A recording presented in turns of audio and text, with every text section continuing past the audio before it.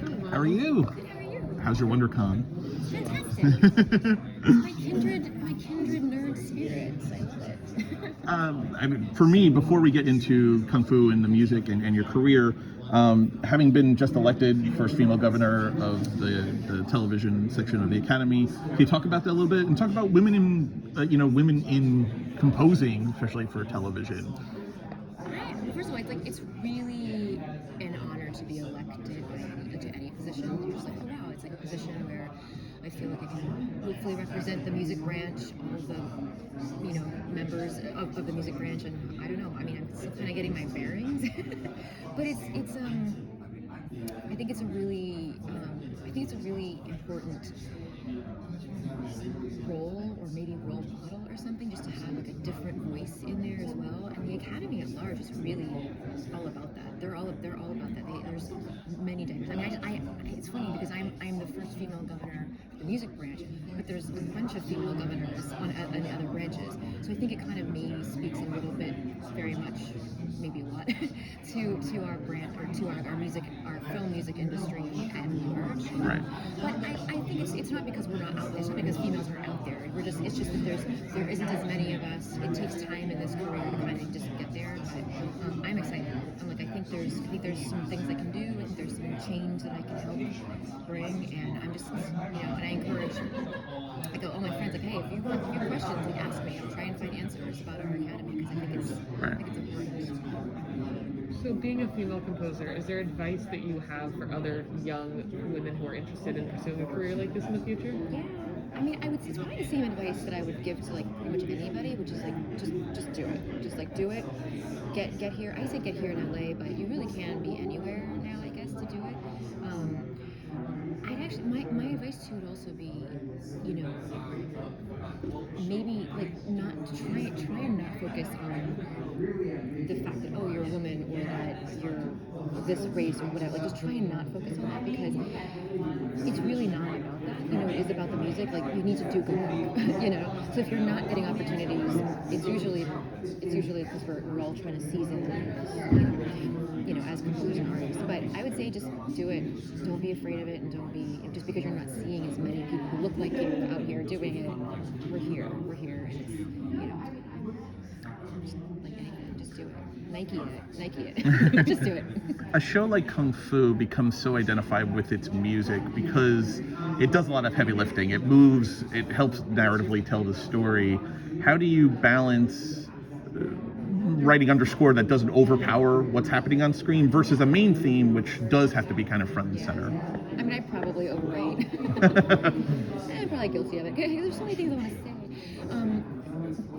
No, I mean, I think that's just the job of it, where it's like, but I do ask myself that question a lot, which is like, are you saying too much? Is all that necessary? Is all that like really, does that need to be said? How much of that is like, what? Yeah. But I think that's also, a good thing to ask all the time, because how much of that is like, that great, just let the actors act, let them do their thing. Right.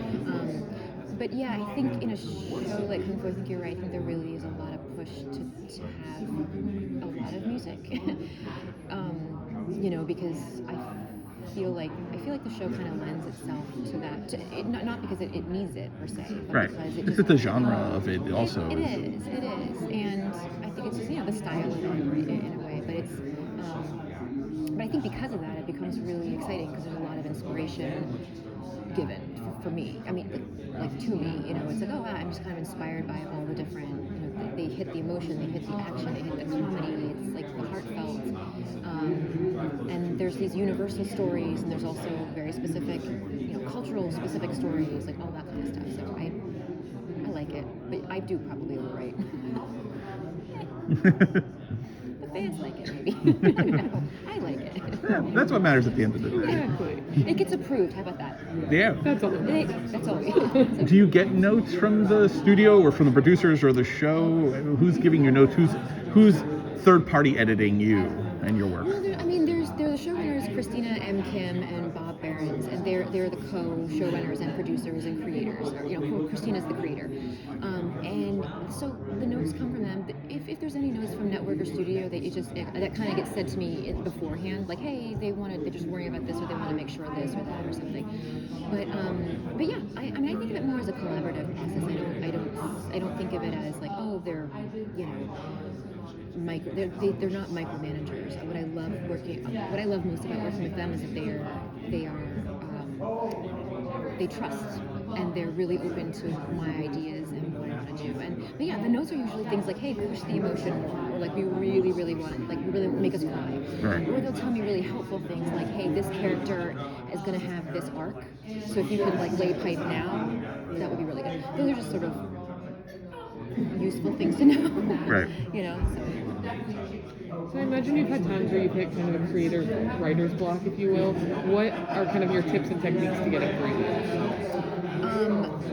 That happens a lot. Or like the creative block is more like, wow, everything that I'm writing is really just crap. You know, it's not really. Part of it is that I start improvising. I start improvising usually on piano, or I bring up a certain instrument, play it on piano, and so I just start. Sometimes I start doing something that's like wildly wrong, like I know is wildly wrong, but there's an idea in that, or it just helps me find the right fit. It's like, oh no, and why is it wrong? It's wrong because it's too fast. Oh, okay, maybe, you know. So I have to kind of trial and error. But with the writer's block of it, I think sometimes it comes down to the deadline. Like, I hate to say it, but sometimes it's like, well, it doesn't always have to be the best idea, but it has to be an idea that works. And I think that's like, I do try and like self-love my way out of it, because like nothing good is gonna come from like bashing my artist brain and being like, why can't you come up with something better? You know, but most of it comes down to the deadline. It's like, time's up. Pencils down. You know. With shows like Kung Fu and Riverdale, you have this CW relationship. Can you talk a bit about how you got involved with those shows? Are you like on CW's like speed dial, like your first go-to, you think, at this point for them? Or I don't know. Well, I started working with Blake Neely, who he's probably the one that like is on speed dial for CW. but it's because he works so much with Greg Berlanti, and I think that's where that connection comes from. So I started working as an additional writer for Blake Neely. You did some of the Arrowverse shows too, right? The Arrowverse shows with Supergirl is when I started on Legends of Tomorrow. I only worked on Arrow and Flash when we did the crossovers. The crossover episodes, right? So, yeah. So those were obviously all him and his design, and so I just came in as an additional writer and sort of helped him start Supergirl and Legends, like because we started them together, but still all him, you know.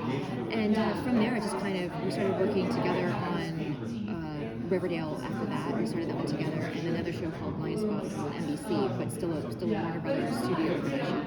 Right. So I think it just really came about because I was working with Blake, and that's, you know, and then when Kung Fu came around, that was actually a relationship, another producer who had done the NBC show called Blind Spot, and so right. Christina Kim was a writer and the producer on that show, along with Martin Garrow. So that's so they were getting a show, another, you know. I think a lot of it's because just under the production of Berlanti, and so that has been on CW, and I know he's on other things too. So I kind of just fell into the situation, I think, but I can tell you they're really awesome because they really, even since Kung Fu, they've really celebrated, you know, even for Women's History Month and for Asian heritage, you know, celebration. They're constantly looking at people not only in front of the camera, the actors, but also behind the camera. And they've asked me several times to contribute to their little blurbs of like, oh, I'm so and so, I'm a writer, or I'm so and so, I'm a composer, and I love how they're just a true celebration of not just diversity, but, you know, all the voices of all of their shows, you know, in front of, behind, you know, post-production as well as production. So they're great, but I don't know how it happened. I guess it's like. You talked during the panel about Kung Fu and writing music and the cultural specificity of it and finding the balance. How do you talk a little bit more about this? Because I think it's interesting, the balance between telling this Chinese story but not making it tropey or being respectful to it. How are you finding that balance of writing that kind of music? So it definitely started out as a conversation with Christina and Bob, and it's like, I have ideas about when we should not be doing this. Right. And they're like, yeah, but we do too, but let's hear it. And so we agreed that, you know, if it's a universal story, if it's a story about finding one's destiny or a journey or doing the right thing, if it's nothing to do with an Asian storyline or Chinese storyline, let's not do this kind, you know, because it to me it's just, I think the reason to do it is if and when it can actually add to the story and pull an audience more in and sort of invite you to come into this like story. And when it becomes like the Chinese mythology or these ancient weapons or whatever it is, like in first season, or about not giving anything away, but like the bell thing that they're setting up in the second season, those are about, again, like the Chinese culture, or a little bit more of mythology and those kinds of things. So I think that's at least when to do it, you know. And then as far as instrumentation, I mean, I think I tried to use more, you know, at least I use Chinese percussion, heavy drums and lighter things. And I also work with an air player who just brings so much emotion and so much, you know, and I actually have conversations with her about like authenticity of the instrument. But again, I feel like what I've tried to do is use the Chinese instruments, but maybe use them in a way that isn't. I'm not using, if any of your listeners know the, you know, music, I'm not using the Chinese scale. I'm not using the Western scale, right? Yeah, exactly. I'm using a Western scale and using those things. So again, I think that's how you, in general, you avoid the tropes. You avoid that kind of thing. Is you don't do parallel fifths for parallel fourths. You don't do this kind of thing, and you say what you say more in our Western style of music. I think it's also part of the conversation you're having about correcting the original kung fu and things that don't fly in Hollywood anymore. Yeah, you know, and it's just, I think it's just, and like I said, it's like a new narrative, but it's one that I still kind of struggle with. Am I doing the right thing? Am I doing service to the storyline, to the culture, to, you know? And then at the end of the day, I have to remind myself that I don't really have to take on the weight of everything. You know, it's again, I'm here to tell a story, and again, it got approved. At the end of the day, someone else is signing off on it. Yeah, but it's great though, because I think that the community, the Asian community, is liking it as well. I think that's because of even the things you see on screen, like they're showing you. They're not telling you we're Asian, you know, we're Chinese. They're just showing you that these are things are happening. And I think that's huge. It's really good. So it's really cool to be a part of that musically. Is there a particular genre you like to work in? If you had your choice, you would gravitate towards? I'm a huge fan of period. I love to do period films, period, just kind of any time period, I think. But I like that throwback, I guess, or that opportunity to like take something from then and bring it into the now, kind of. Big fan of fantasy, otherworldly stuff that's like highly stylized. I mean, a lot of stuff that I've already been kind of doing, I guess, but even more, you know, just all the stuff that's really not of this world. It's not as, you know, it's not necessarily grounded, you know, which I think is also like period, because it's just something that's not addressing present day things, you know, unlike kung fu, which I love doing that too, but it's like, you know, it's very different. If we still have you, if you're not running away anywhere, what were inspirations that you draw from even still today from the past? Are there any that stand out that you draw on? I'm still struck by like the score that made me want to do this, which is Michael Kamen's score to Robin Hood, Prince of Thieves. Like I still draw upon this. And then another composer, Dario Marianelli, I'm probably pronouncing that wrong, but Dario Marianelli, like, his score to Pride and Prejudice is like, Joe Wright's Pride and Prejudice is like, to me, I don't even have words to describe, but there's something about it that everything, it's generic to say it fits so well, but it's when it transports me. It takes me to a different place, it takes me to my own personal place, even within the movie. Like, if we can get really deep about it, you know? Right. It's just like, it's something, it elevates my experience. It's not just like it elevates the film or the picture or the story, but it elevates my experience. And what Dario does with like piano and strings, like that's it. There's no, like, it's not, you know, a bunch of percussion. It's not a full orchestra. It's, you know, but it's anyway. I think that kind of stuff really influences me even now still, because I'm wondering like, am I doing that too? And sometimes I don't need to do that. Like sometimes we don't need to get all that into it, but yeah. And I'm also kind of influenced about like with doing things differently. Like, does funny always have to be short? You know, like, does it have to be short? Does it have to be pizzicato strings? I get kind of inspired by getting bored, you know, and trying to push the boundaries, and in a good way. I'm just saying, like, I just want to do this differently for me, if anything, just for me, you know. Right. Yeah. Do you have any new projects that we should be looking out for, or anything coming up that you could talk about? Did I mention Gremlins? Gremlins Secrets You, of the I know that's there, but you did not mention it yet. So talk to us a little bit about It's Gremlins an animated series on HBO, HBO Max. HBO Max, and it's with Amblin, and it's a prequel to the films. And Joe Dante is like a consulting producer on it. It's really good. I would say it's for older kids. I think they're putting it on Cartoon Network, so I think it's for kids, obviously, but Right. It's nostalgic adults. It's really, really good, and it's really exciting. And it's honestly, as a composer, it has really like stretched me in like my boundaries. Not my boundaries, just things I hadn't done before. So it's Right. I've really expanded for myself. And it's I get to use Jerry Goldsmith's a couple of his themes, like Gizmo's Lullaby, his Gremlins Rag. Right. It's really, really fun, and being able to put my own spin on it, my own take on it, and we've been really open to that, and it's really fantastic. But that one's, look out for that one, because I think I don't know when it's coming out, but I know they're premiering it at they're premiering the pilot at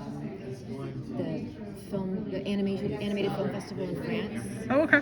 Honestly, I think. Anyway, but That's awesome.